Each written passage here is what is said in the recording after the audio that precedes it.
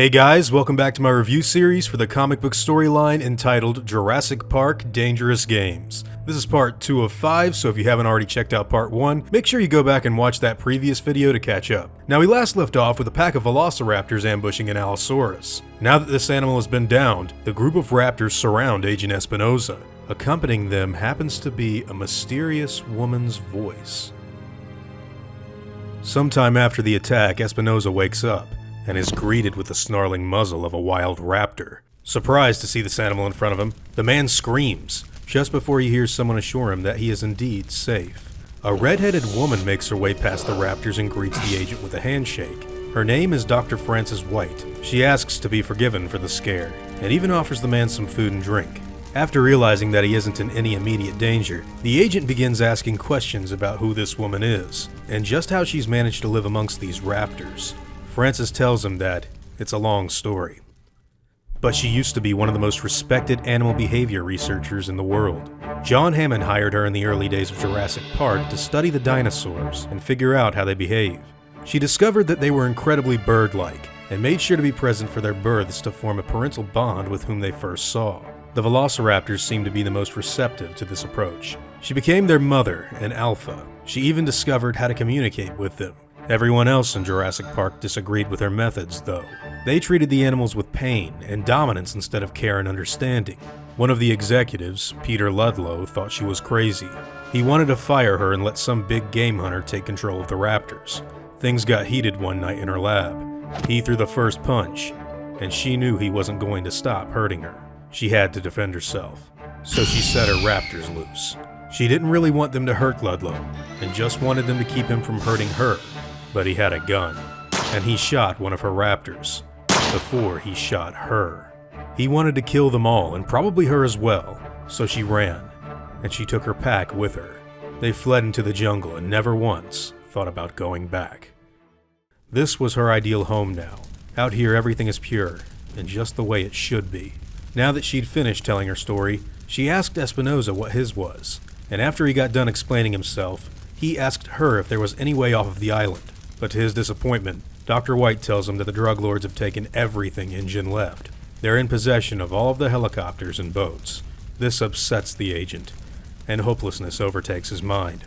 After Frances asks the man why he'd even consider wanting to leave paradise, he explodes in a fit of rage, and tells her all he wants to do is leave this place and get out of here alive. Dr. White tries to calm him down. She tells him she may have a plan, but she's going to have to look for the guidance of an ally before she helps Espinosa. The agent thinks Frances is pretty crazy. He asks if there is some other dinosaur lady she needs to have a conference with, but Dr. White just tells him that he'll see in good time. Back at the visitor center, Tiburon loads up and gets ready for the hunt. Cazares asks the assassin if it's already been 24 hours. This question is met with another from his right-hand man. Do you really care? Cazares smiles. Dawn approaches Nublar. The thugs make their way out into the jungle and look for any sign of the agent. After finding the carcass of the Triceratops by the lake, they lose track of Espinosa, but Tiburon makes it known that he has a good idea on where the traitor is headed.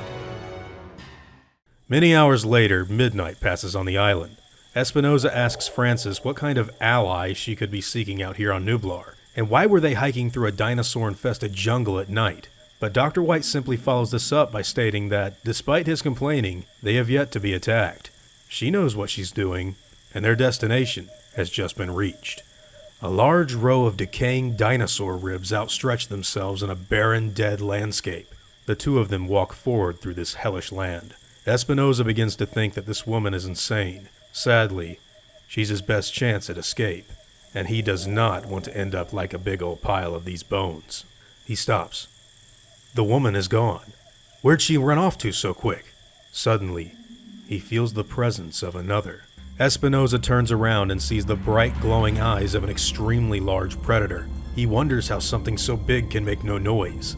After it walks out into the moonlight, he instantly recognizes its shape. It's like a god of death. He can smell the carrion on her breath, the blood on her jaws. As terrifying as she is beautiful. After remaining completely still, the Rex leaves and makes its way back into the dark cave it came out of. Frances calls out from the bushes, proud to see that Espinosa is still alive. She says that the Rex has judged him worthy. I guess that means she can help him now. Elsewhere in the jungle, TIMAN uses his night vision goggles to scope out old traps. It's probably a good idea for their team to flush the agent into this area and kill him when they can. After beginning to place the tripwires, one of them is greeted with the feathery muzzle of a velociraptor. His scream echoes throughout the jungle, and the other men begin firing after they see the outlines of other packmates.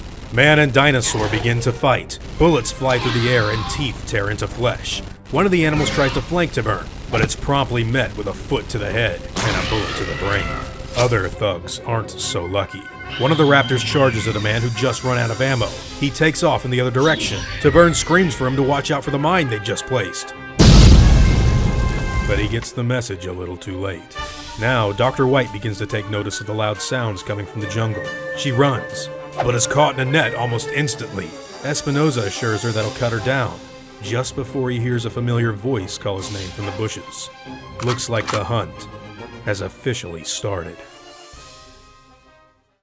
Well, this story just keeps getting weirder and weirder. That being said, I'm not gonna lie, it's fun in a very hokey kind of way. This is actually the second Jurassic Park story to deal with humans befriending and working with velociraptors in the franchise. The first time being way back in 1993 in the very first sequel to the original movie. In the Jurassic Park Raptor comic run, Ellie Sattler nurses a velociraptor back to health before gaining its trust. She and Alan Grant name the animal Celia and also give names to the raptor's siblings, Betty and Alf. That story also had similarities to this Dangerous Games arc, with the villain of a few issues being a drug lord named Raphael. Personally, I think I prefer that other story than what we're getting here. The scene with the T-Rex is fun and all, but I just don't buy into the scientist really thinking that the dinosaur actually judges people who are worthy to being helped out. That seems really cartoonish to me. Don't get me wrong, I'm having fun with this and I think it's pretty interesting, but it's got a very Saturday morning vibe that I never really had with any of the movies, books, or even the other comics or video games. Definitely something for a different audience than what I as a fan really like. You know, in Jurassic World, Grady's raptor research is established as a relationship, and it's given a much more believable story than what we have in this 2011 tale. In the new movies, all of the raptor stuff is built around control. It's playing with the same theme set up in Jurassic Park. The animals even turn on him, and Blue's not exactly very friendly at the beginning of Fallen Kingdom. She even chooses to leave from him in that movie. Colin Trevorrow's new trilogy is about something. This story is just Dr. Double D, the Raptor Whisperer. But then again, maybe I need to relax and realize this is a comic book drawn like a manga with feathered dinosaurs and drug dealers. I don't know, what do you guys think? Let me know what your opinions are on this in the comments down below. Now before I go, I want to thank all of my game wardens, as well as all of my InGen executives. I'd also like to thank all of my park workers and InGen hunters as well. It really means the world to me to hear that you guys appreciate what I do so much, and I seriously am extremely thankful for everything that you guys do to show support. It honestly means the world. Now I'd like to thank you all for watching this video, and hope that you all enjoy today's content.